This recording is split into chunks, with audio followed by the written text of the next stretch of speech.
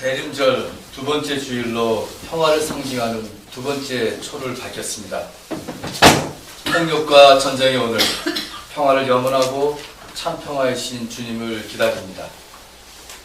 이렇게 우리는 평화의 주님을 기다리는데, 기다리는 전형적인 한 사람을 이 아침에 우리는 만나게 됩니다. 그 사람은 바로 세례 요한입니다. 세례 요한은 예수보다 6개월 먼저 태어난 사람이었으니 예수와 동시대의 사람이었다고 할 수 있습니다. 즉 그도 예수와 마찬가지로 로마 제국의 식민지하에 태어나서 자란 젊은이였습니다.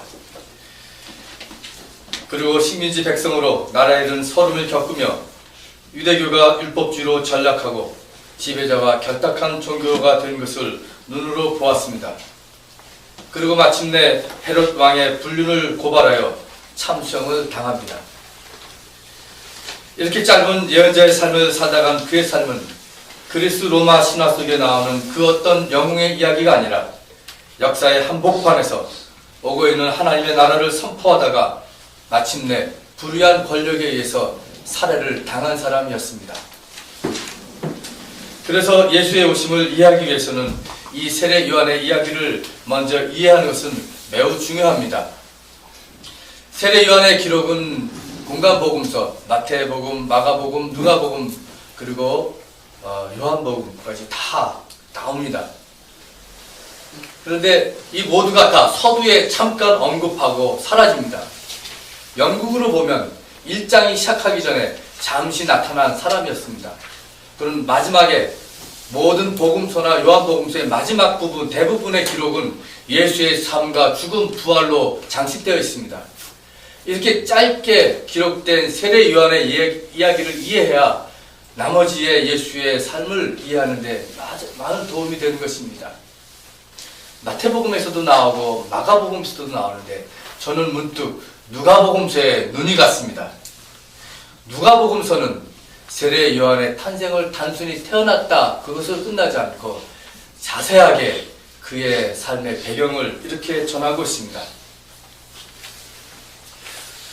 누가복음 3장 1절에서 2절, 누가복음 3장 1절에서 2절 맞습니다. 당시 로마의 황제 디베로, 유대 총독 본디오 빌라도, 갈릴리를 다스리는 분봉왕 헤롯, 이두로야 드라코니스를 다스리는 분봉왕 빌립, 아빌레네를 다스리는 루사니아 분봉왕의 이름을 아주 구체적으로 거론하고 있습니다. 그리고 동시에 두 명의 대제사장인 안나스와 가야바의 이름도 나오고 있습니다. 이것은 세례 요한이 활동하던 그 시대 당시의 정치적, 사회적, 그리고 종교적 배경을 이야기하고 있는 것입니다. 세례 요한은 이렇게 정치적으로는 로마의 지배하에 있었던 이스라엘의 암울한 시기, 그리고 로마 황제를 신으로 숭상하는 황제 숭배 사상이 강요되는 종교적으로 아주 치욕적인 때를 살았던 것입니다. 이때 세례자 요한이 광야에 나타나서 회개를 선포합니다. 오늘의 본문 마가복음 1장 4절의 말씀입니다. 세례자 요한이 광야에 나타나서 죄를 용서받게 하는 회개의 세례를 선포하였다 이렇게 나옵니다. 회개의 세례, 회개를 선포했다는 겁니다. 성경에 나오는 회개란 무슨 뜻일까요? 회개라는 것은, 성경에 나오는 회개라는 것은 마음을 돌이킨다, 마음을 바꾼다라는 뜻을 가지고 있습니다. 즉 하나님 앞에서 우리의 마음을 바꾼다, 우리의 마음을 돌이킨다는 뜻을 가지고 있는 것입니다. 마음을 바꾸고 하나님께 돌아오는 행위는 이스라엘 백성들에게는 아주 구체적인 것이었습니다. 그것은 하나님과 맺은 약속으로 돌아가는 겁니다. 하나님과 맺은 언약을 기억하고 그 언약으로 돌아가자는 것이 바로 회개였던 것입니다. 하나님과 맺은 약속은 무엇일까요? 하나님과 맺은 약속은 바로 율법입니다. 율법의 정신으로 돌아가자는 겁니다. 십계명의 정신으로 돌아가자는 겁니다. 지금까지 그렇게 살지 못했지만 우리가 십계명의 정신, 율법의 정신으로 돌아가자는 겁니다. 우리가 종살이 하던 때도 잊지 말자, 탐심을 내지 말자, 내 이웃의 아내나 남종이나 여종이나 가축 등 모든 이웃의 소유를 탐내지 말자는 것입니다. 그리고 이집트의 압제자들이 늘 하던 살인이나 간음이나 도둑질을 우리는 하지 말자는 것입니다. 이것이 바로 율법이요, 해방 공동체가 하나님과 맺은 약속이었던 겁니다. 그래서 지금 외치는 세례요한의 회개는 이 율법의 정신으로 돌아가자는 것이었습니다. 그래서 세례요한은 우리들에게 회개의 정신을 이렇게 말합니다. 속옷을 2벌 가진 사람은 없는 사람에게 나누어주고 먹을 것을 가진 사람도 그렇게 하여라. 세리들에게는 이렇게 말합니다. 너희에게 정해준 것보다 더 받지 말아라. 군인들에게 말합니다. 아무에게도 협박하여 억지로 빼앗거나 거짓 고소를 하여 빼앗거나 속여서 빼앗지 말고 너희의 봉급으로 만족하게 여겨라. 사회적 정의를 얘기한 겁니다. 주님을 기다리는 대림절, 우리는 로마 제국의 식민지하에서 외쳤던 세례 요한의 회개의 선포 앞에 서게 됩니다. 주님을 기다리기 위해서 우리는 어떤 마음을 가지고 무엇을 해야 하겠습니까? 오늘 읽은 마가복음 1장 2절에서 3절 말씀은 이사야서 40장 3절 말씀을 인용한 말씀입니다. 그런데 이사야서 이게 3절 말씀을 이해하기 위해서는 1절과 2절의 말씀을 우리는 알아야 합니다. 그 말씀은 이렇게 시작했답니다. 내 백성을 위로하라. 너희를 위로하여라. 나의 백성을 위로하여라. 너희의 하나님께서 말씀하신다. 예루살렘 주민을 격려하고 그들에게 일러주어라. 이제 복역기간이 끝나고 죄에 대한 형벌도 다 받고 지은 죄에 비해서 갑절의 벌을 주님에게서 받았다고 외쳐라. 예언자는 먼저 하나님께로부터 명령을 받았습니다. 나의 백성을 위로하라라는 명령을 받습니다. 그 이스라엘 백성들은 잘못했어요. 율법의 정신을 외면했어요. 그래서 유상을 숭배했습니다. 그래서 마침내 그들의 죄가로 인해서 바벨론 포로 생활을 하게 됩니다. 그런데 이제 다 바벨론의 포로 생활을 다 마치고 고국으로 돌아가게 됩니다. 페르시아가 바벨론을 정복하고 페르시아의 왕 고레스가 이스라엘 백성들을 돌아가게 합니다. 선언하게 돌아가서 살라고 합니다. 이스라엘 백성들을 이것을 하나님의 은혜로 알았던 겁니다. 그런데 내 백성을 위로하라는 예언자는 하나님의 명령을 받는 겁니다. 결과적으로는 이스라엘 백성들이 그렇게 살 수밖에 없는 죄를 지었지만 이제 죄값을 다 했고 이제 하나님께로 돌아왔으니 돌아가라는 겁니다. 하나님의 은총과 자비가 나타남을 볼 수 있습니다. 나의 백성을 위로하여라. 여러분은 나의 백성을 위로하라는 이 말씀을 어떻게 받아들이십니까? 이 말씀을 들을 때 어떤 위로를 받습니까? 나의 백성을 위로하여라. IMF 시절 광화문에 있는 큰 교회가 내 백성을 위로하여라, 나의 백성을 위로하여라는 큰 플래카드를 걸었다고 합니다. 직장에서는 부도가 나고 직원들은 정리해고가 되고 가정이 파탄이 나는 IMF 시절 우리는 기억하고 있습니다. 그때 그 교회가 나의 백성을 위로하라는 큰 플래카드를 걸어서 지나가던 사람들, 버스를 타고 가는 사람들이 그것을 보고 많은 위로를 받았다고 합니다. 나의 백성을 위로하여라. 여러분은 오늘 어떤 위로가 필요하십니까? 누구에게 위로를 받고 싶습니까? 매일매일의 직장에서의 고달픈 삶, 경제적인 문제, 자녀 걱정, 부부간의 갈등, 나이가 들면서 걱정하게 되는 건강의 문제, 노후의 문제, 힘이 듭니다. 내적으로 늘 느끼는 불안과 두려움, 우울, 이런 외적이고 내적인 상황이 나는 누구에게 위로를 받고 싶게 만듭니다. 그럴 때 누군가가 나에게 너 그동안 잘했어, 수고했어, 너 할 만큼 했어, 네 잘못 아니야 라고 하는 위로를 여러분 받고 싶죠. 저도 그런 위로를 많이 받고 싶습니다. 교인들에게 위로를 받고 싶습니다. 또 교인들은 목사에게 그런 위로를 받고 싶어 하죠.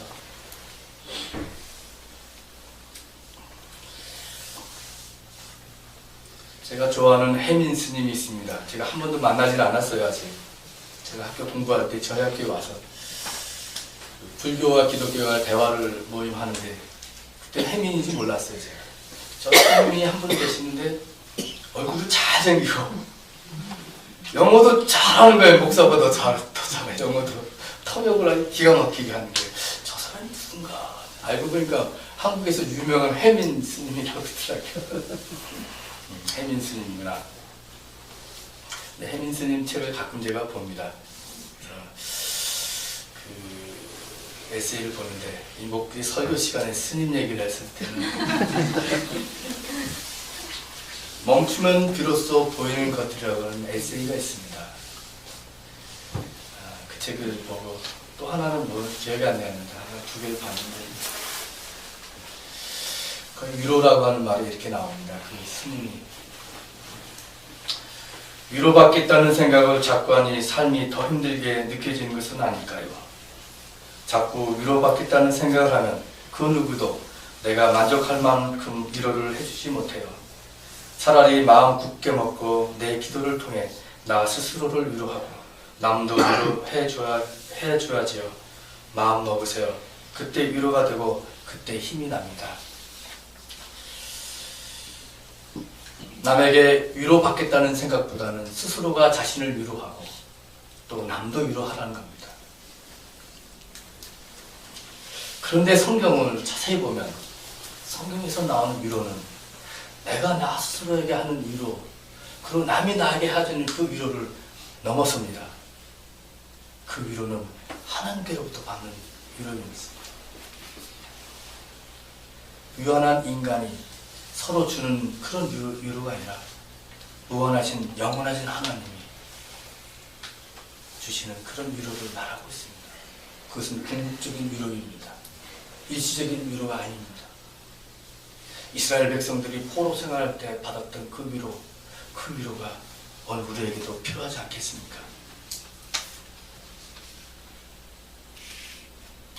나보다 더 나를 잘 아시는 주님께서 위로하고 계십니다. 나를 위로하고 계십니다.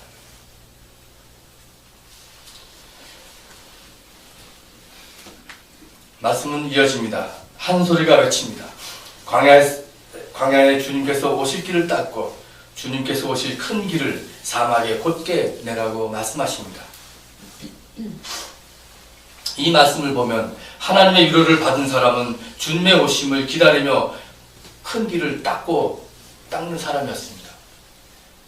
하나님의 오심, 주님의 오심을 기다리는 사람들, 넋놓고 하늘을 보고 손 놓고 기다리는 사람들이 아니었습니다. 주님의 오심을 기다리며 대로를 닦는 사람이었습니다. 기쁨과 설렘을 가지고 그 길을 닦는 사람이었습니다. 이것은 곧 궁극적 하나님의 평화가 도래하기 위해서는 인간의 실천적이고 주체적인 책임이 필요하다는 겁니다. 평화의 왕으로 오시는 주님을 기다리기 위해서는 우리는 그 일에 맞게 준비하고 실천해야 된다는 겁니다. 역사 너머로부터 오는 메시아의 종말론적 세계는 역사 안에서의 인간의 주체적인 실천을 전제하고 있습니다. 물론 궁극적이고 최종적인 역사의 완성은 하나님이 하시지만 그러나 그 과정은 인간의 책임과 실천을 요구하고 있습니다. 하나님은 오시지만 그 길을 닦는 것은 인간입니다. 그런 차원에서 평화의 왕 주님의 오심을 기다리면서 동시에 평화를 위해 일을 해야 하는 우리들의 책임감을 돌아보게 합니다. 며칠 전에 미국 대통령 트럼프가 또 이런 말을 했어요. 예루살렘을 이스라엘의 수도로 선언한다, 인정한다. 그리고 지금 현재 미국의 대사관이 텔아비브에 있는데 수도로 옮긴다. 예루살렘으로 옮긴다는 겁니다. 이거 참 큰일 난 발언을 했습니다.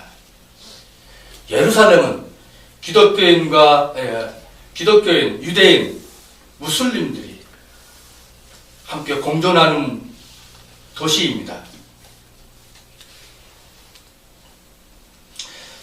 예루살렘은 어느 종파와 어느 나라가 독점해서는 안 되는 도시입니다. 예루살렘 때문에 수많은 갈등이, 분쟁이, 전쟁이 있어 왔습니다.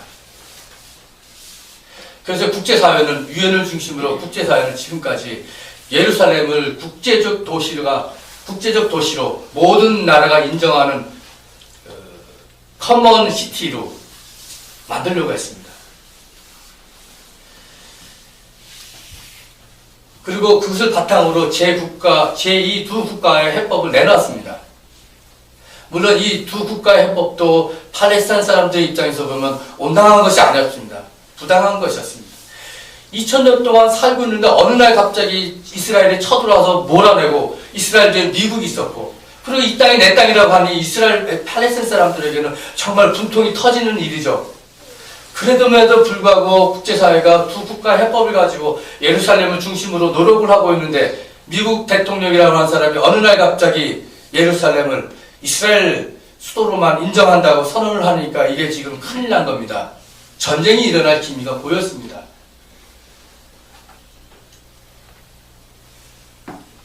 팔레스타인 사람들이 이렇게 말합니다. 트럼프가 지옥의 문을 열었다. 성탄절을 앞두고 평화의 왕으로 오시는 예수님을 기다리는 우리가 정말 평화가 아닌 전쟁의 소식이기 때문에 암울하게 됐습니다. 기독교 국가인 미국이 그 대통령의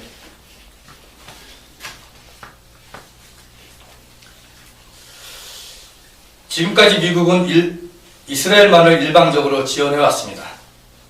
자료에 의하면 이스라엘의 인구는 세계 총 인구의 0.1%밖에 되지 않습니다.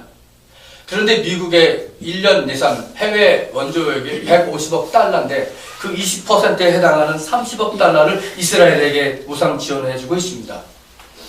그런데 이스라엘 사람들이 600만 명이라고 해요. 그러면 600만 명이 30억을 지원을 받는데 1인당 500달러입니다. 500달러는 50만 원입니다.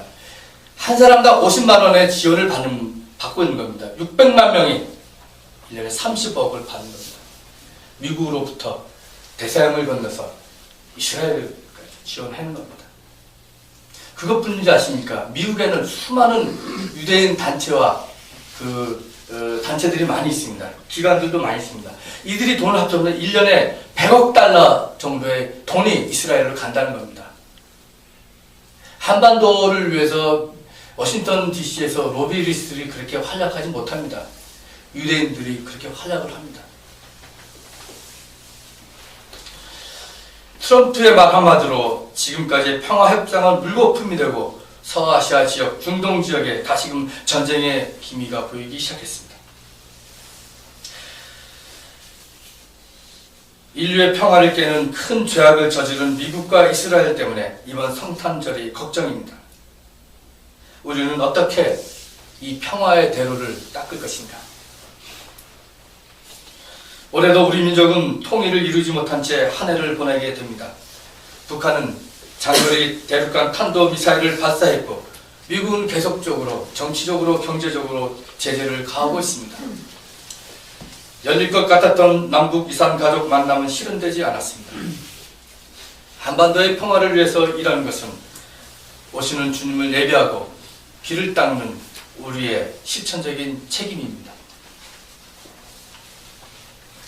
이사야서 40장 6절에서 8절 말씀 보면 그리고 또 한 소리가 외친다 이렇게 또 나옵니다. 포로기 이전이나 포로기 이후에 시대의 상황을 넘어서서 외치는 한 소리가 나온다는 겁니다. 그래서 하나님의 영원성을 얘기하는 것입니다. 8절 말씀입니다. 풀은 마르고 꽃은 시드니 우리 하나님의 말씀은 영원히 서 있다. 이 말씀은 주로 이 장례식장에 가서 쓰는 말씀입니다. 연수가 70이여 강건하면 80이다. 풀은 마르고 꽃은 신다니 우리 인생이 다 하나님께로 돌아간다. 이렇게 얘기합니다. 오랜만에 해도 제가 장례식을 3번, 4번이 치러져야 허욱 집사님, 이재양 집사님, 우리 박준혁 집사님 모친 입간 예배도 드리고 또 다른 데도 장례식도 가고 했어요. 그때마다 느끼는 것은 내가 사는 삶이 예배를 집례하는 목사 자체도 내가 사는 삶은 유한하다는 겁니다. 나도 언젠가 한 줌의 흙으로 돌아가고 나를 위해서 누군가가 예배에 설교를 해주고 예배에 같이 참여해 주겠지. 우리는 한 번 왔다 한 번 가는 인생입니다. 그러나 영원한 것은 하나님의 말씀입니다. 그리고 이렇게 말합니다. 그 말씀이 이어진 다음에 여기에 너희 하나님이 계신다. 그 영원하신 하나님의 말씀이 지금 여기에 계신다는 겁니다. 시간 속에 시간을 초월한 하나님의 말씀이 시간 속에, 역사를 초월한 하나님의 말씀이 역사 속에 있다는 겁니다. 그것이 영원하다는 겁니다. 비록 나는, 비록 우리는 사라지지만 하나님이 계시다는 겁니다. 어디에? 여기에. 그것이 바로 희망입니다. 기다림은 희망입니다. 죽음은 끝이 아니라 새로운 시작이듯이 우리의 기다림은 바로 희망입니다. 희망이 있기에 그 오랜 기다림을 우리는 기다릴 수 있는 겁니다. 희망이 있기에 이스라엘 백성들은 해방되어 고국으로 돌아갈 수 있다는 꿈을 가질 수 있는 겁니다. 희망이 있기에 세례 요한이 외쳤던 그 회개의 세례를 받고 로마 제국으로부터 해방되는 꿈을 꾸는 것입니다. 희망이 있기에 오늘 우리는 이 세계의 평화를 위해서, 한반도의 평화를 위해서 끝까지 기도하고 일할 수 있는 겁니다. 지치지 않는 것입니다. 그러기에 희망을 가진 사람에게는 마지막 종말이 심판의 날이 아니라 축복의 날이요 기쁨의 날입니다. 베드로후서 3장 11절 말씀입니다. 하나님의 날이 오기를 기다리고 그날을 앞당기도록 하여야 하지 않겠습니까? 그날은 정의가 깃들여 있는 새하늘과 새 땅입니다. 우리는 그 세계를 믿음으로 기다리며 희망 가운데 실천하는 것입니다. 다시 오시는 예수, 한 줄기 평화의 빛으로 다시 오시는 그분을 희망으로 기다리기 위해 우리는 먼저 마음에 돌아선 그 회개를 해야 합니다. 게으름과 불평, 불만의 죄, 욕심과 교만의 감정에 휘둘러 자기밖에 모르는 이기주의 죄, 역사의식, 분단 없이 살아가는 안일한 자세의 죄, 이것을 회개하며 전쟁과 폭력, 가난과 억울한 죽음, 차별과 배제 속에서 이런 세상 속에서 평화의 왕으로 오시는 주님을 기다리며 그 길을 닦아야 하겠습니다. 대림절 두 번째 주일을 맞이하면서 광야에서 회개를 외치며 주님을 기다렸던 세례 요한의 모습을 돌아봅니다. 그리고 슬픔에 잠긴 내 백성을 위로하는 위로의 하나님을 봅니다. 그리고 정의가 깃든 새하늘과 새 땅을 평화의 촛불을 우리가 두 손 모아 밝힙니다. 오늘 이 말씀을 가지고 하나님의 말씀을 잠시 묵상하시겠습니다.